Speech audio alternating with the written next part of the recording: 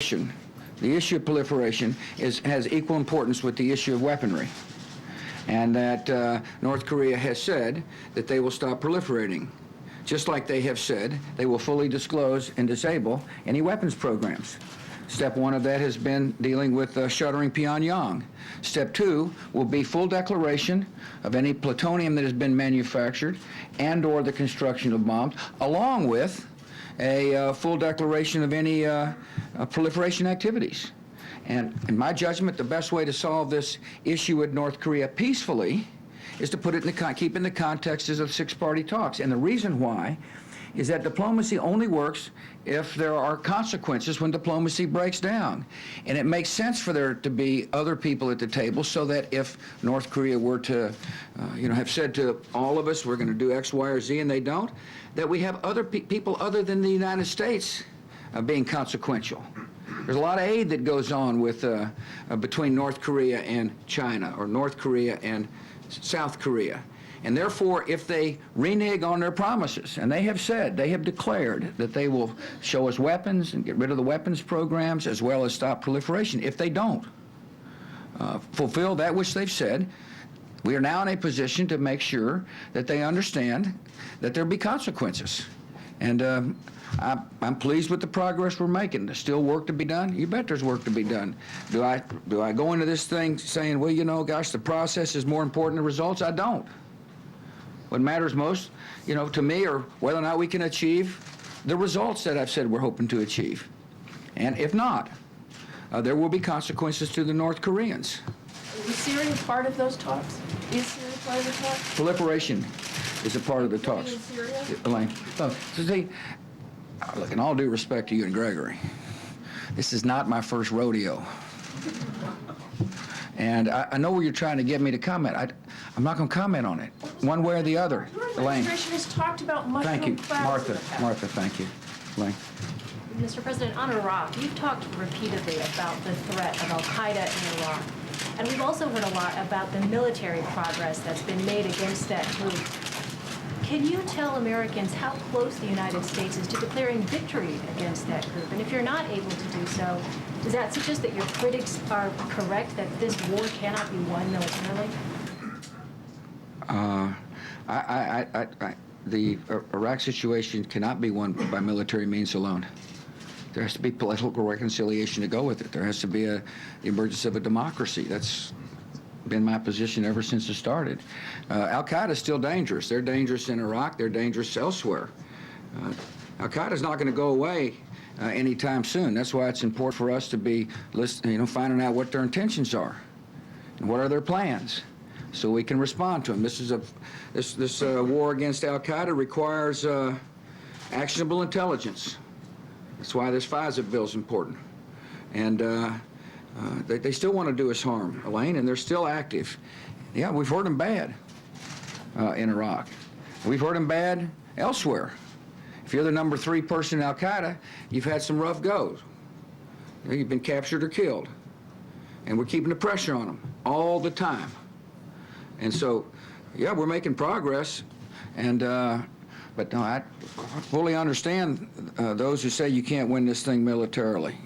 That's exactly what the United States military says, that you can't win this military. That's why it's very important that we continue to work with the Iraqis on economic progress as well as political progress. And what's happened in Iraq is there's been a lot of political reconciliation at the grassroots level. There was people that hadn't been talking to each other and now talking to each other. They're beginning to realize there's a better future than one with a country with deep sectarian divide.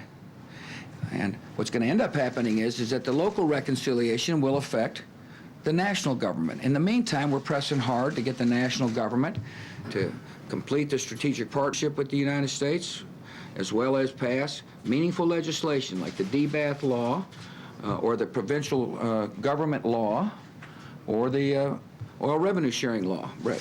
Given that, what you just laid out, should the American people be prepared for a large number of U.S. forces to remain in Iraq after you are finished with your presidency? The troop levels in Iraq will be determined by our commanders on the ground and the progress being made.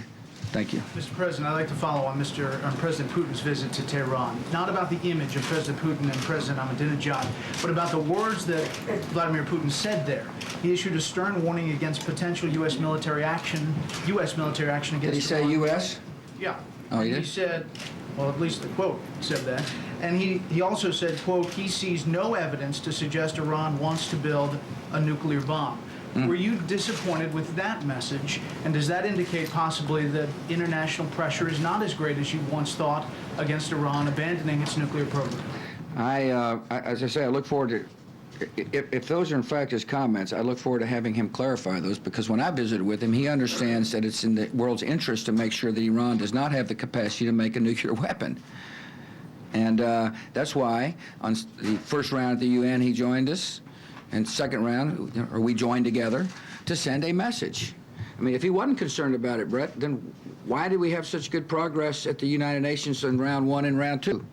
And so I will visit with him about it. I have not been briefed yet by Condi or Bob Gates about, their visit with Vladimir Putin. And, But you definitively believe Iran wants to build a nuclear bomb? I think so long until they suspend and or make it clear that they that their statements aren't real. Yeah, I believe they want to have the capacity, the knowledge, in order to make a nuclear weapon, and I know it's in the world's interest to prevent them from doing so. I believe that the Iranian, if Iran had a nuclear weapon, it would be a dangerous threat to world peace. It would. We got a leader in Iran who has announced that he wants to destroy Israel. So I've told people that if you're interested in avoiding World War III, it seems like you ought to be interested in preventing them from having the knowledge necessary to make a nuclear weapon. And I take the threat of Iran with a nuclear weapon very seriously. And we'll continue to work with all nations about the seriousness of this threat. Plus, we'll continue working the financial measures that we're in the process of doing. In other words, I think the whole strategy is that at some point in time, leaders or responsible folks inside of Iran may get tired of isolation and say this isn't worth it. And to me, it's worth the effort to keep the pressure on this government. And secondly, it's important for the Iranian people to know we harbor no resentment to them. We're disappointed in the Iranian government's actions, as should they be. Inflation is way too high. Isolation is causing economic pain. This is a country that has got a much better future. People have got should have better hope inside Iran than this current government is providing them. So it's a complex issue, no question about it.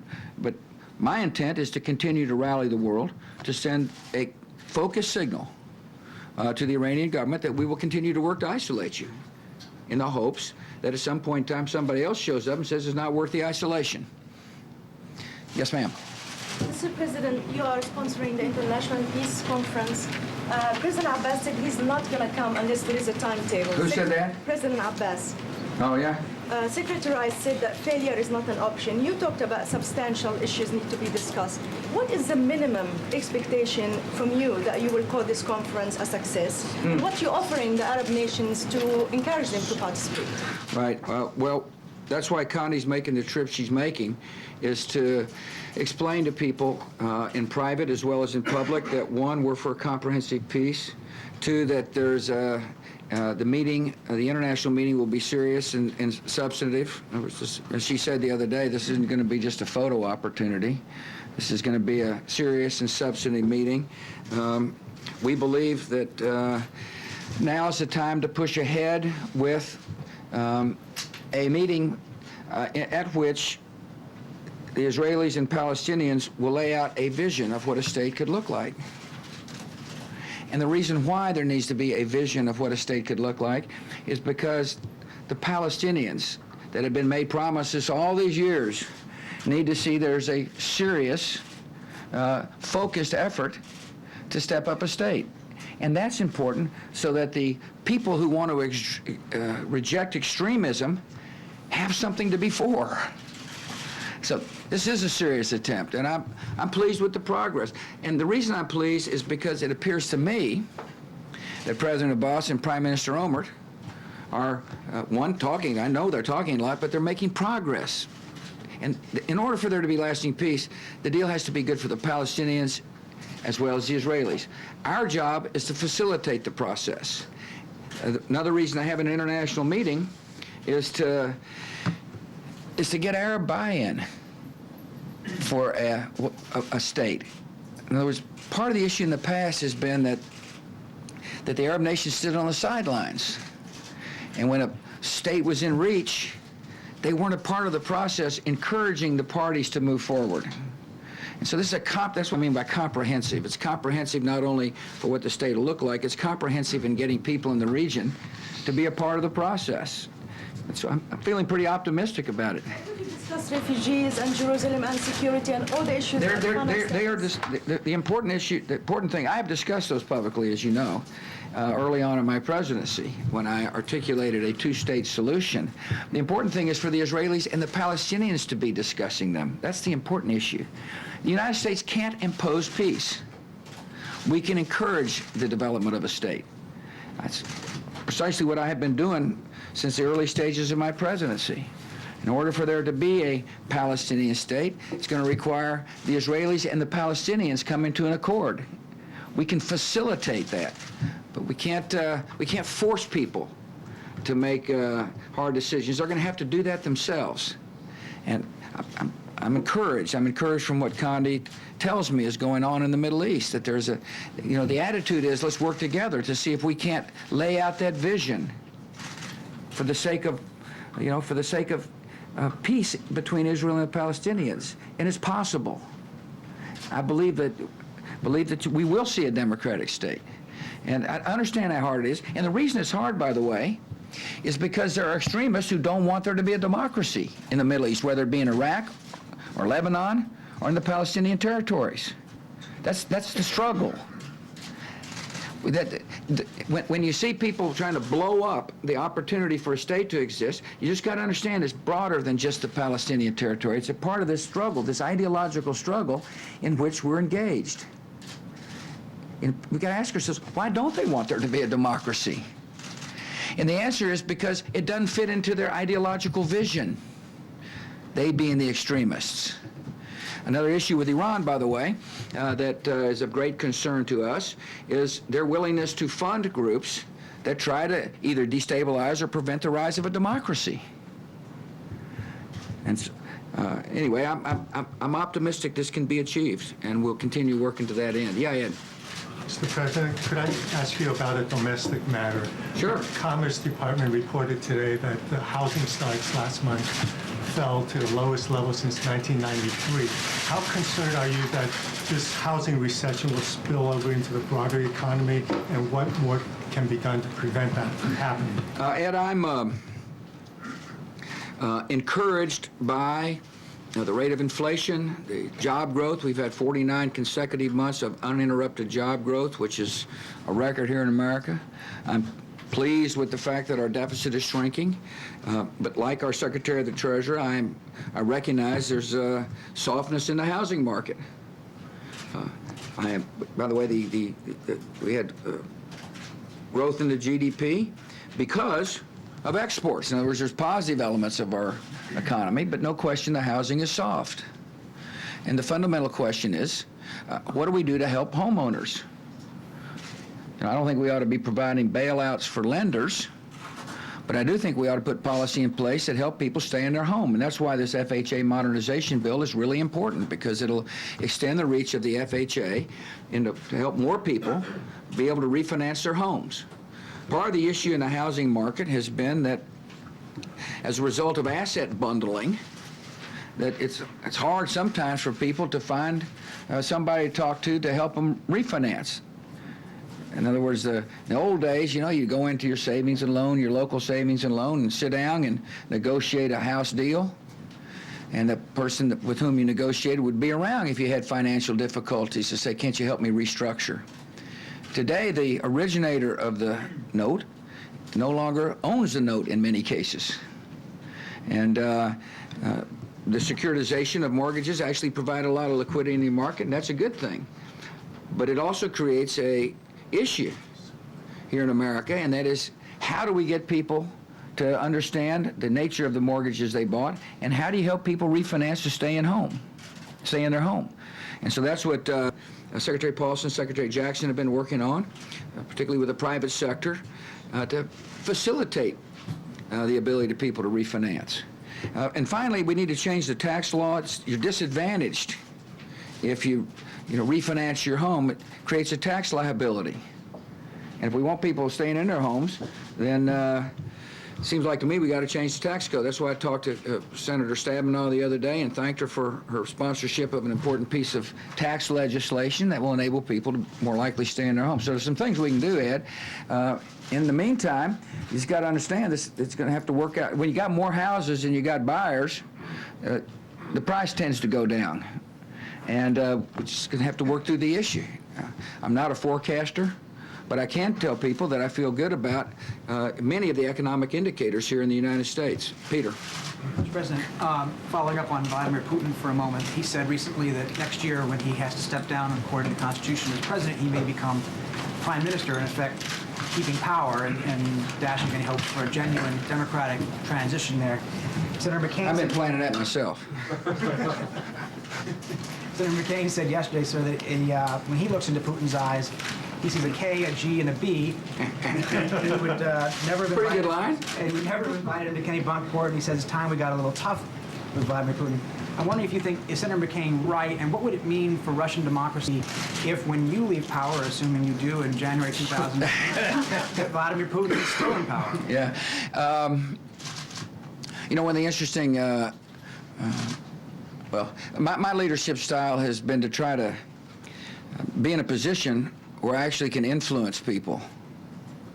And one way to do that is to have personal relationships that enable me to sit down and tell people what's on my mind without fear of rupturing relations.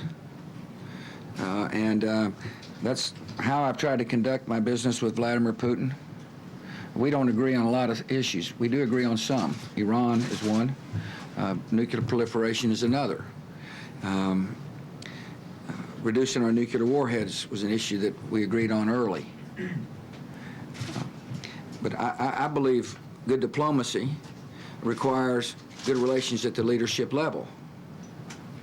That's why in Slovakia I was in a position to tell him that we didn't understand why he was altering the relationship between the Russian government and a free press. In other words, why the free press was becoming less free. And I was able to do. He didn't like it. Nobody likes to be talked to in a way that may point up different flaws in their strategy. But I was able to do so in a way that didn't rupture relations. He was able to tell me going into Iraq wasn't the right thing. And to me, that's good diplomacy. And so I'll continue to practice that diplomacy. Now, in terms of whether or not it's possible to reprogram the kind of basic Russian DNA, which is a centralized authority, that's hard to do. We've worked hard to make it appear in their interests, or we made it clear to them that it's in their interests to have good relations with the West. And the best way to have good long-term relations with the West is to recognize that checks and balances in government are important, or to recognize there are certain freedoms that are inviolate. So Russia's a complex relationship, but it's an important relationship to maintain. Are you disappointed if he stays in power after you're gone? I have no idea what he's going to do. I asked him when I saw him in Australia. I tried to get it out of him who's going to be a successor, what he intends to do, and he was wily. He wouldn't tip his hand. I'll tip mine. I'm gonna finish. I'm gonna work hard to the finish. I'm gonna sprint to the finish line, and then you'll find me in Crawford. Cheryl. Yeah, Mr. President, I'd like to turn your attention back to Capitol Hill. A year ago, after Republicans lost control of Congress, you said you wanted to find common ground. This morning, you gave us a pretty scathing report card on Democrats, but I'm wondering, how would you assess yourself in dealing with Democrats this past year? How effective have you been in dealing with them on various issues, and do you think you've done a good job in finding common ground? We're finding common ground on Iraq. I recognize there are people in Congress that said we shouldn't have been there in the first place, but it sounds to me as if the debate has shifted, that David Petraeus and Ryan Crocker's testimony made a difference to a lot of members. I hope we continue to find ground by making sure our troops get funded. We found common ground on FISA. My only question is why change a good law? The way that law was written works for the security of the country. That's what the American people want to know, by the way. Are we passing laws that are beneficial to the American people? This law is beneficial because it enables our intelligence experts and professionals to find out the intentions of Al-Qaeda. Now, the law needs to be changed, enhanced, by providing the phone companies that allegedly helped us with liability protection. So we found common ground there. Hopefully we can find common ground as the Congress begins to move pieces of legislation. The reason I said what I said today is there's a lot to be done. As you recognize, I'm not a member of the legislative branch, probably wouldn't be a very good legislator. But as the head of the executive branch, it makes sense to call upon Congress to show progress and get results. It's hard to find common ground unless important bills are moving. They're not even moving. And not one appropriations bill has made it to my desk. How can you find common ground when there's no appropriations process? We found common ground on a trade bill, trade bills, really important pieces of legislation as far as I'm concerned. One of the reasons why is exports helped us overcome the weakness in the housing market last quarter. If that's the case, it seems like it makes sense to continue to open up markets to U.S. goods and services. And yet, there hadn't been any bills moving when it comes to trade. Veterans Affairs is an area where we can find common ground. I called in, I asked Bob Dole and Donna Shalala to lead an important commission. A commission to make sure our veterans get the benefits they deserve.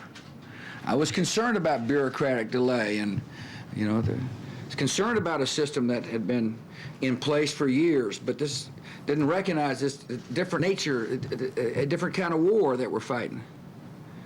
I don't like it when I meet wives who are sitting beside their husband's bed in Walter Reed and not being supported by its government, not being helped to provide care. I'm concerned about PTSD, and I want people to focus on PTSD. And so we sent up a bill, and I hope they move on it quickly. There's a place where we can find common ground, Cheryl. Is it all their fault that these bills aren't moving, Well, that you've got these veto threats out? I think it is their fault that bills aren't moving. Yeah, as I said, I'm not a part of the legislative branch. I mean, all I can do is ask them to move bills. It's up to the leaders to move the bills. And you bet I'm going to put veto threats out. Of course, I want to remind you, I put a lot of veto threats out when the Republicans were in control of Congress. I said, now, if you overspend, I'm going to veto your bills. And they listened. And we worked together. Whether or not that's the case, we'll find out. And by the way, on the S-chip bill, we weren't dialed in the beginning. The leader said, okay, let's see if we can get something moving. And I'm surprised I hadn't been asked about S-chip. It's an issue. It hadn't been. I'm surprised I hadn't been asked about S-chip yet. I made it abundantly clear why I have vetoed the bills. I find it interesting that when Americans begin to hear the facts, they understand the rationale behind the veto. First of all, there are 500,000 children who are eligible for the current program who aren't covered. And so to answer your question on how far I'm willing to go, I want to provide enough money to make sure those 500,000 do get covered. That ought to be the focus of our efforts. In 6 or 7 states, they spend more money on adults than children. And finally, the eligibility has been increased up to $83,000. And that doesn't sound like it's a program for poor children to me. And I look forward to working with the Congress if my veto is upheld, to focus on those who are supposed to be covered. That's what we need to get done. Mark. Sir, Yes. I wonder if you felt blindsided by the very blistering criticism recently from retired General Ricardo Sanchez, who was one of your top commanders in Iraq. He told a news conference last week that there's been glaring, unfortunate display of incompetent strategic leadership within our national leaders on Iraq. Right. Seems like quite a lack of common ground there, sir. You know, look, I admire General Sanchez's service to the country. I appreciate his service to the country. The situation on the ground has changed quite dramatically since he left Iraq. The security situation is changing dramatically. The reconciliation that's taking place is changing. The economy is getting better. And so I'm pleased with the progress we're making. And, you know, and I admire the fact that he served. I appreciate his service. Should the American people feel disturbed that a former top Massimo. general says that? Thank you, Mr. President. As Commander-in-Chief, are you in control of and responsible for military contractors in Iraq? And if not, who is? Yes, I'm responsible in that the State Department has hired those military contractors. Are you satisfied with their performance? If not, what are you doing to satisfy yourself that? I will be anxious to see the analysis of their performance.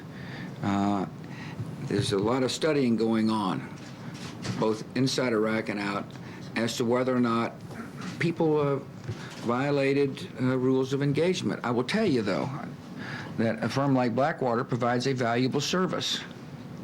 They protect people's lives. And I appreciate the sacrifice and the service that the Blackwater employees have made. And they, too, want to make sure that if there's any inconsistencies or, you know, behavior that shouldn't, that ought to be modified, that we do that. And so we're analyzing it fully. Ann? Well, I wanted to ask you about S-chip and why you even let that get to a situation where it had to be vetoed. Isn't there a responsibility by both the president and congressional leadership to work on this common ground before it gets to a veto? Right. As I said, we weren't dialed in. And I don't know why, but they just ran the bill, and I made it clear we weren't going to accept it. That happens sometimes. In the past, when I said, look, make sure we're part of the process, and we were. In this case, this bill started heading our way, and I recognize Republicans in the Senate supported it. We made it clear we didn't agree. They passed it anyway. And so now, hopefully, we'll be in the process. That's why the president has a veto. Sometimes the legislative branch wants to go on without the president, pass pieces of legislation, and the president then can use the veto to make sure he's a part of the process.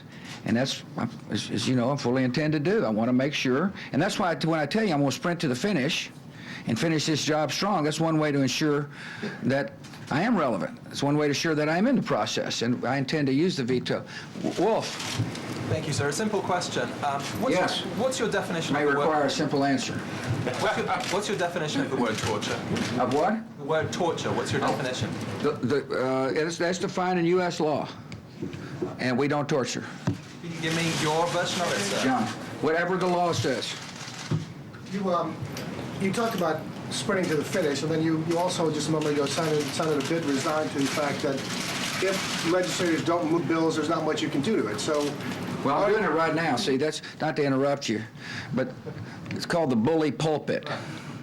And I hope to get I was trying to get your attention focused on the fact that major pieces of legislation aren't moving, and those that are at a snail's pace. And I hope I did that. I hope I was able to accomplish that. Warren veteran, sir?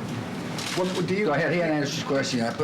do you feel as if interrupted him. Do you feel as if you're losing leverage and that you're becoming increasingly irrelevant? And what can you do about that? Quite the contrary. I've never felt more engaged and more capable of helping people recognize, American people recognize, that there's a lot of unfinished business. And I'm really looking forward to the next 15 months. I'm looking forward to getting some things done for the American people. And if it doesn't get done, I'm looking forward to reminding people as to why it's not getting done. But I'm confident we can get positive things done. I mean, you shouldn't view this as somebody says, well, this is, it's impossible for Congress and the President to work together. Quite the contrary. I just named some areas where we have worked together. And we're going to have to work together. We have to make sure our troops get the money they need. We have to make sure America's protected. Having said that, I'm not going to accept a lousy bill. And the American people don't want there to be a lousy bill on this issue.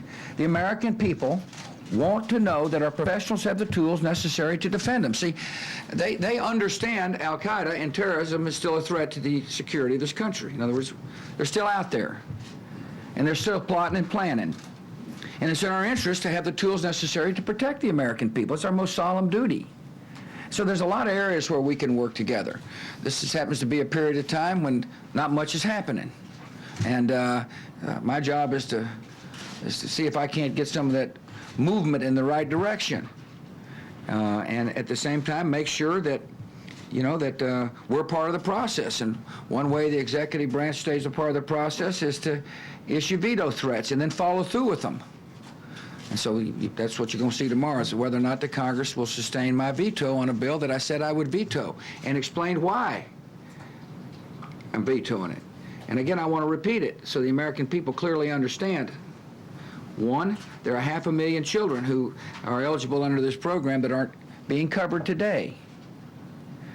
Two, some states are spending more money on adults than children. That doesn't make any sense if you're trying to help poor children. By the way, in Medicaid, we spend about $35 billion a year on poor children. So if somebody's listening out there saying, well, they don't care about poor children, they ought to look at the amount of money we're spending under Medicaid for poor children.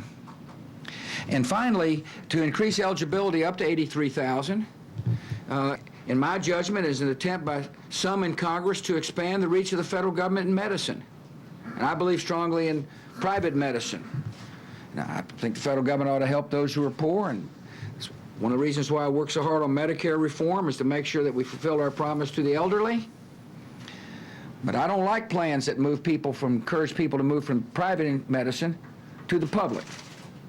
And that's what's happening under this bill. And so I'm looking forward to working with the Congress to, make sure the bill does what it's supposed to do. Listen, thank you all for your time. I enjoyed it.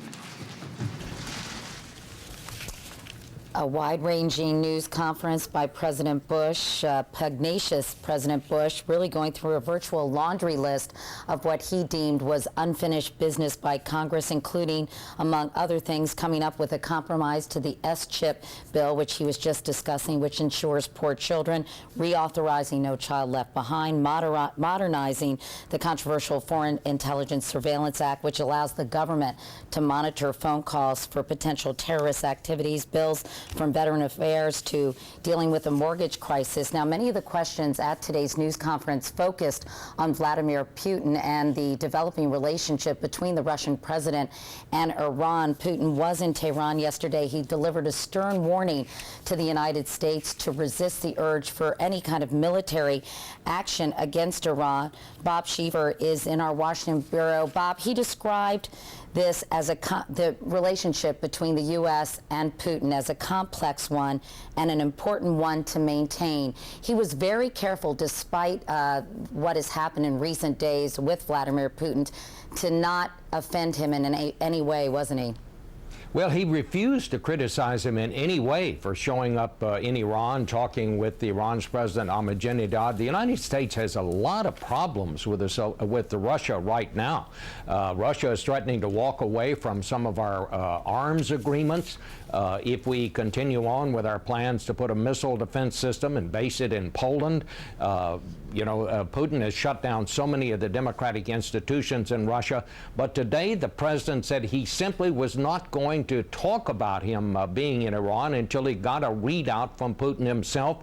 And he said he still believed that he had the ability to speak candidly with the Russian president and to get things done, basically what he seemed to be saying in private rather than in public. But I thought it was very interesting that he would not criticize him at all at this news conference today. And Bob, he said this as the AP reports that Iran's official news agency says that Russian President Putin made a proposal about Iran's nuclear program at a private meeting with the country's supreme leader, suggesting a kind of timeout from UN sanctions if Tehran suspends uranium enrichment. So this story is really going to continue for some time, and the tension between these two countries may increase. Well, you heard the president say today, and this was his quote, I think, we've got a leader in Iran who has announced he wants to destroy Israel. I've told people that if you are interested in avoiding World War III, it seems like you ought to be interested in preventing them from having the knowledge to make a nuclear weapon. So this is a very, very delicate situation. Now, maybe that's why the president is determined not to criticize Putin in private, because this is so delicate and frankly, so dangerous at this point. All right, Bob Schieffer in Washington. Bob, thanks so much. For more on the president's news conference and other news of the day, you can tune in to your local news on this CBS station. Check out cbsnews.com and join us for tonight's CBS Evening News. Until then, I'm Katie Couric in New York. I'll see you later. For news 24 hours a day, log on to cbsnews.com.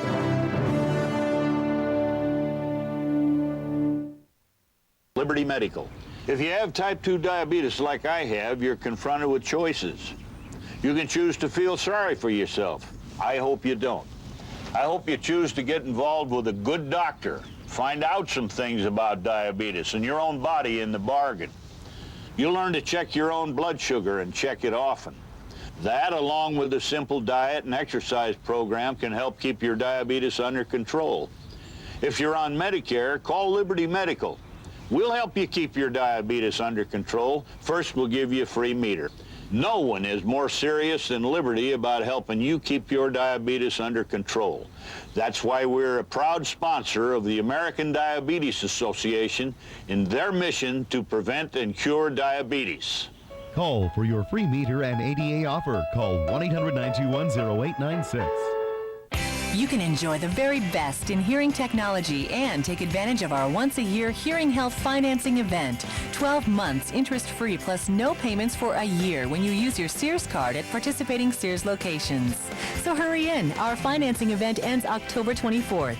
Call toll-free 1-866-985-HERE and schedule your free hearing exam today. See your local Sears or Miracle Ear Center for other special offers. Instead of saying, "What?" you'll be saying, "What a deal." Rich, we need one more person. Where are they? Drew, here they come right now. It's going to be Kasahan Balasubramanian. Come on down. You're the next contestant on The Price is Right. All right, here we go, baby. One more game.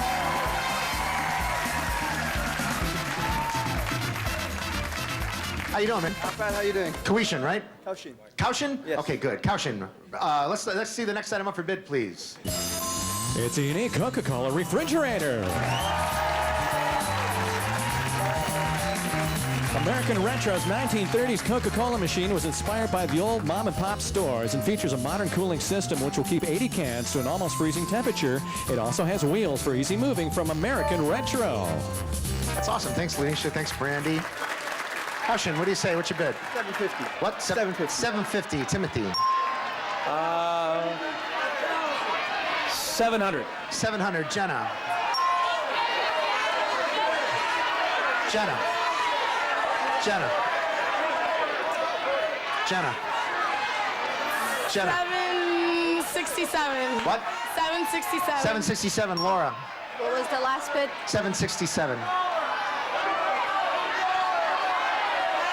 769. 769. All right. And the actual retail price, if crowds were loving it, $8.99. Laura, that's you.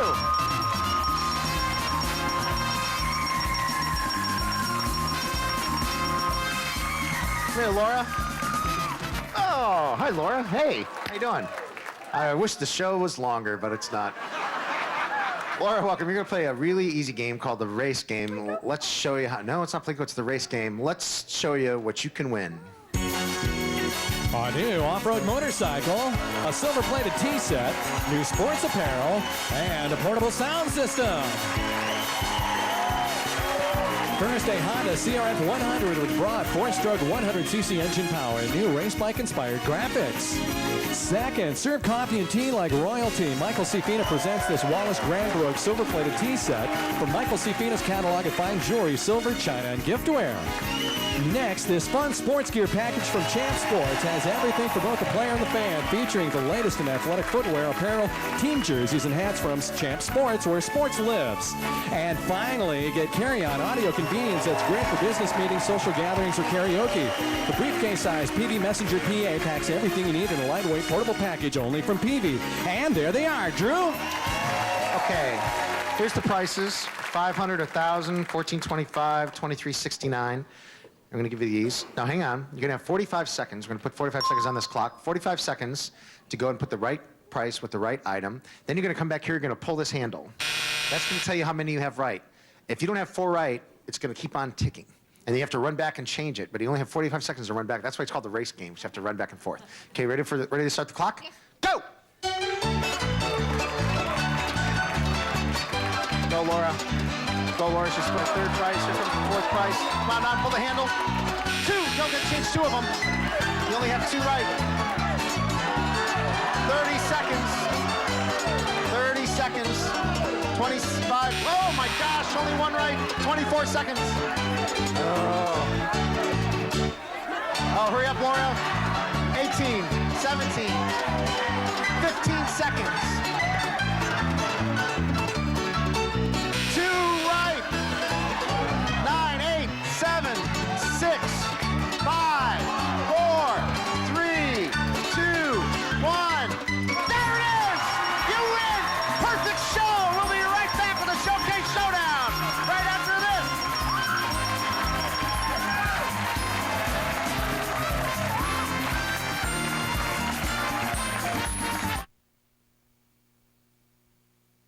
Retirement. We really looked forward to it. The freedom to do what we want. Travel, time with the grandkids, even catch up on things around the house. Freedom. But we did have our concerns, like which Medicare plan to choose, one that would let us choose our doctors and not be tough on our budget. Then we heard about Advantra Freedom, the new Medicare Advantage plan available through Colonial Penn. We knew it was the right plan for us. We can see our doctors. It also has additional benefits for hearing aids, vision, preventive dental care, and physicals. Plus no deductibles, predictable co-payments, and we pay 0 premiums. 0. Do you want freedom when it comes to your Medicare Advantage plan? If you're an eligible Medicare beneficiary and have not enrolled in a plan, now is the time to call before the annual election period ends on December 31st. Call 888-801-1022 for free information and the Medicare at a Glance Guide. Give them a call now. If you have arthritis pain in your knee but think total knee replacement is your only option, here's good news. Biomet now offers a partial knee replacement. It's called the Oxford Partial Knee, and it's the only one of its kind. Traditionally, knee replacement required removal of the entire knee surface. Now, there's the Oxford, an innovative product that enables you to keep up to 75% of your healthy knee, allowing for a more rapid recovery with less pain and more natural motion. So ask your surgeon if a partial knee is right for you. Why get a total knee when maybe all you need is a partial knee from Biomet? Several factors can affect the life of any joint replacement. Potential risks include loosening, dislocation, fracture, and wear, any of which can require additional surgery. Only an orthopedic surgeon can determine if this surgery is right for you. If you're living with constant joint pain, don't wait. Find a surgeon in your area and ask about the Oxford Partial Knee. Biomet, advanced science for real living. Closed captioning, paid for in part by the following. Help us choose a family pet. A beagle, a python, or a goat. You pick. Where's the goat? New oil change options from Meineke. Life doesn't always give you options. Meineke does. Contestants not appearing on stage will receive from Buffalo Games a collection of hilarious party games, fun family games, card games, and challenging jigsaw puzzles. A variety of items for everyone in the family make life more fun and rewarding with Buffalo Games. And enjoy the casual convenience of the stainless steel top cuisine card from Home Styles. Home furnishings for today's lifestyle from Home Styles. And now, here's Drew Carey with our Showcase Showdown. Laura and Jerry and Polly. Polly, you won the most. You're going to spin last. Jerry, you're going to go right for her. And Laura, you're going to get to go first and spin the wheel. Go on up there. You get to try as close as you can to $1. Without going over, we're going to give you 2 spins. Yeah, spin away. Close as you can to $1 without going over. Give you 2 spins to do it if you need to. Come on right over here. Anybody you want to say hi to? Hi, girls. Hi, girls, she says. I'd like to say hi, girls, too. 95 cents. There you go. Man, she's not going to spin again, I guess. Jerry, got to get $1.95. You got to tire or win. Give it a big old spin. You can do it. You want a hot tub anyway, so what the heck? You got to be not bad for a last-minute trip, is it? Sir? Bad for a last-minute trip. No, I love it. Anybody want to say hi to while it's spinning? My kids and my wife. Kids and his wife. Uh-oh. Uh-oh, uh-oh, uh-oh. Stop. No. 15 cents. Spin again because you got to beat 95. If you get an 85 here, you know, you're going to win it. If you get an 80 or 85, that's all you need. There it goes. There goes Jerry praying to the wheel. Jerry is praying to the wheel to spin, man. He came out here at the last second, just got his tickets last night.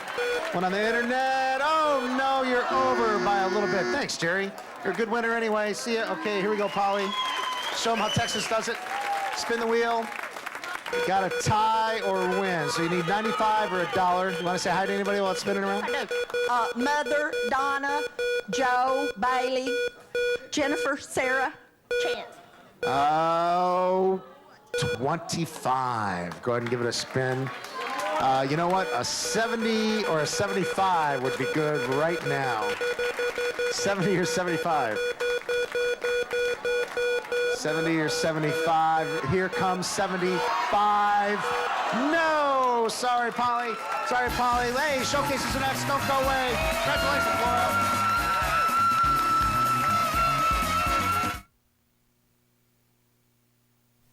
Where do I find the lowest prices on what I really want this fall?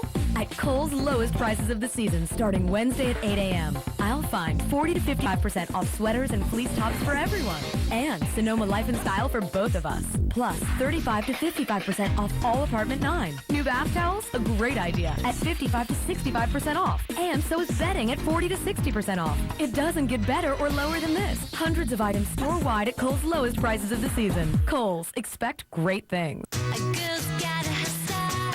Wheat Thins, the thin little cracker that's big on taste. Wheat Thins, 'cause hey, the girl's gotta eat. I lost my job and my health insurance. The first thought was, how am I going to get my medication I need? I was in a lot of trouble. If you're uninsured and struggling, America's pharmaceutical companies want to help. Call 1-888-4PPA now to see if you may qualify. PPA saves me $1,300 a month. We've been to nearly 1,000 cities in all 50 states, helping more than 4 million people in need. Without my wife and PPA, I don't know if I could have been here today. The Partnership for Prescription Assistance, on the road to helping you. Another great escape. With mind-bending coconut and exotic orchid. Hair that's miraculously moisturized. Hello Hydration Shampoo and Conditioner. From Herbal Essences. Now Always has a new and improved adhesive on every pad for protection that hangs on better than ever before. So no matter how rough your period gets, it'll help your pad stay on for the ride. Have a happy period, always. I can get used to this, huh? It's nice. How about you? You off this week? No. Joey's got a big math test this morning. Long division. Ugh, hate long division. Takes focus. Hey! What? Just tone it down. Enough said. Gotcha. Safety first. Right. Watch the whole grain. Try Kellogg's Frosted Mini Wheats Hot. Just add warm milk and you've got a hot new way to keep your kids full and focused all morning. Dude, your 8 layers are showing. Oops. Mini Wheats Hot. Keeps them full, keeps them focused. It's Tickle Me Elmo Extreme. The 10th anniversary, extremely improved edition of the world's most ticklish toy. TMX Elmo. Only from Fisher-Price. A community in revolt. Re-election! Will Kid Nation's queen be dethroned? I'm not the kind of girl who backs down from a fight. New Kid Nation, CBS tonight. Welcome back to The Price is Right. Sandra, Laura made it all the way to the showcase round. Congratulations. Now, what's going to happen is, Sandra, since you're the big money winner, the bigger money winner, you're going to see the first showcase. You can bid on it or you can pass it on to Laura, your choice. And when you guys bid on your showcases, whoever comes closest to the actual retail price wins the showcase. if you win and you're within $250 of the actual retail price, you win both showcases. It's just that easy, everybody. Just that easy to be a winner on The Price. We've got a perfect show today, by the way. Everybody's won, so it's all turning out okay today on The Price is Right. Sandra, ready to see the first showcase? Yes. Let's show her. Here comes Brandy as she visits the local currency exchange trying to trade in some extra pesos. To which the attendant replies, why trade those in? Just head south of the border and use them in beautiful Puerto Vallarta. You and a guest will fly a round-trip coach from Los Angeles to Puerto Vallarta, Mexico for a 6-night all-inclusive stay at the Samba Vallarta in Nuevo Vallarta. A secluded 12-mile-long stretch of beach makes this tropical oasis the perfect resort for those wanting to get away from it all. Samba Vallarta by Pueblo Bonito. A little frustrated, Brandy tries to exchange her euros, to which the attendant says, why don't you hang on to them until you can go on a cruise of Europe? You and a guest will fly round-trip coach from Los Angeles to Amsterdam for a 12-night European adventure river cruise to Vienna, courtesy of Viking River Cruises. Explore the heart of Europe as you traverse the Rhine, Main, and Danube rivers, breathtaking landscapes, and dazzling elegance from Viking River Cruises, named to Travel + Leisure's World's Best List. Finally, Brandy asked to trade in her butt, but it seems as if the lady behind the counter isn't too familiar with the currency of exotic Thailand. You and a guest will fly round-trip coach from Los Angeles to Phuket, Thailand for a 6-night stay in a terrace view room, including daily breakfast at the JW Marriott Phuket Resort and Spa, offering spacious landscape gardens and a sanctuary of tropical luxury for restful beach holidays. From the JW Marriott Phuket Resort and Spa. Now, these great trips where Brandy will be using all her leftover currency can be yours if the price is right. All right, Sandra, you want to bid on that or pass it on? No, I want to bid on it. Sandra's going to bid on it. Go ahead. What's your bid?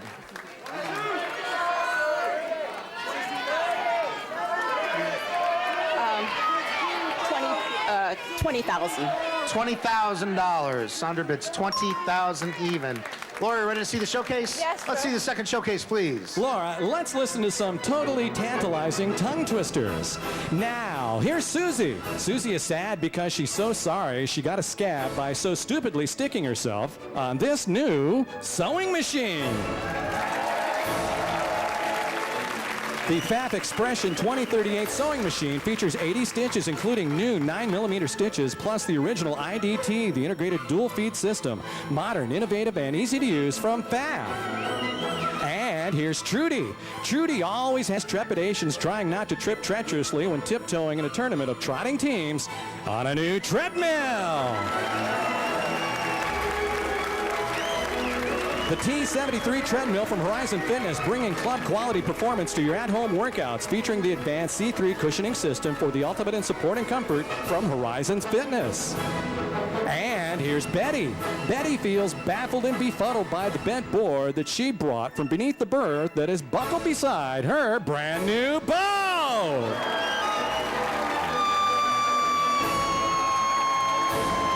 The West White Potter 19-foot sailboat designed for greater stability and smooth sailing with its hard-shine hull design, sleeps 4, plus select package, colored hull, opening ports, and trailer. And Laura, these prizes, which have been presented perfectly and proudly to our potential panelists, can be yours if the price is right. Okay, Laura, what do you bid on that showcase, that beautiful showcase?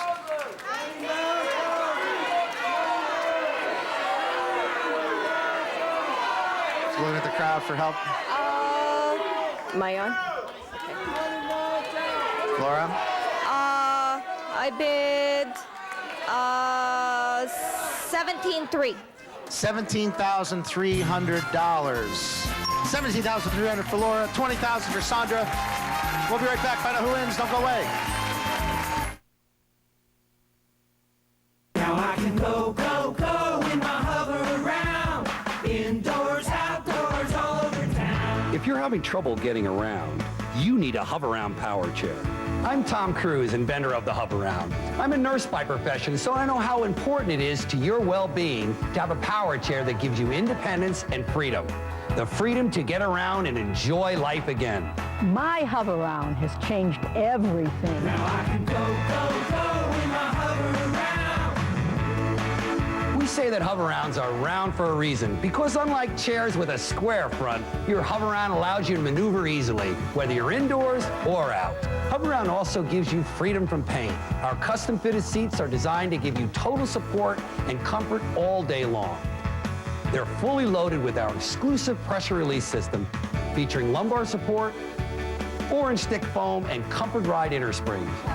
It's a great ride, and it didn't cost me a penny. 9 out of 10 people got their Hover-Rounds for little or no cost last year. You'll get a team of Hover-Round specialists who will help you every step of the way. Wouldn't you like to experience a Hover-Round before you own it? If you have a qualified need, we'll bring one to your home to try with no obligation. I can't recommend it strongly enough.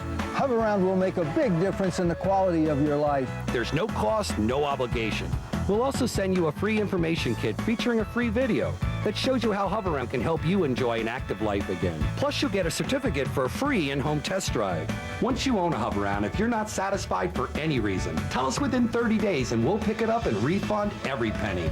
You owe it to yourself to discover what thousands of Hover-Round owners are singing about. Now I can go in my Hover-Round. Call 1-800-343-7620 for your free phone consultation, free information kit, free video or DVD, and free test drive certificate. There's no obligation, so call 1-800-343-7620 now. Never let pain stop you in the pursuit of your passion. Excedrin Back and Body. Its dual ingredient formula works two ways, as a pain reliever and a pain blocker. So the pain stops. You don't. Excedrin. Go. Okay, welcome back to Price is Right. Laura, or you bid $17,300 for the boat, and all the tongue twister stuff. The actual retail price of that showcase, $20,318. Difference of $3,018. Sandra, you bid $20,000. Actual for all those trips. Actual retail price, $32,803. Sorry. Difference of $12,803. Sorry, Sandra. Laura, you won the showcase. Congratulations. Hey, folks, $26,511 worth of stuff she won today. Please be kind to your pets and have them spayed or neutered. Thanks for watching The Price is Right. See you next time. Bye-bye.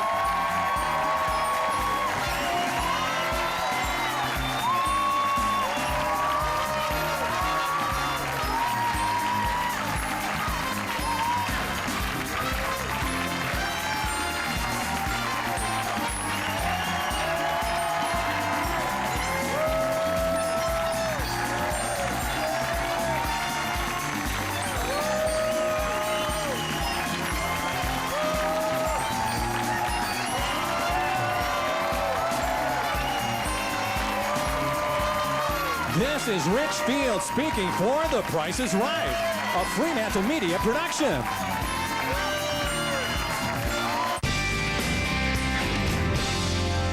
CBS Friday. A madman stalked his victim to death.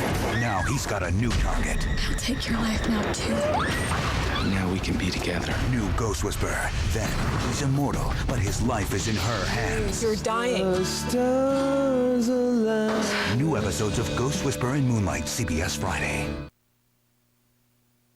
Sports concussions, more and more common. Athletes in danger of serious head injuries. Do you know the hard-hitting signs? Find out how a new helmet can detect concussions before the symptoms. It's an eye in the sky watching players practice and play. New sports technology that's protecting athletes, playing it safe. Tonight on the CBS Evening News with Katie Couric.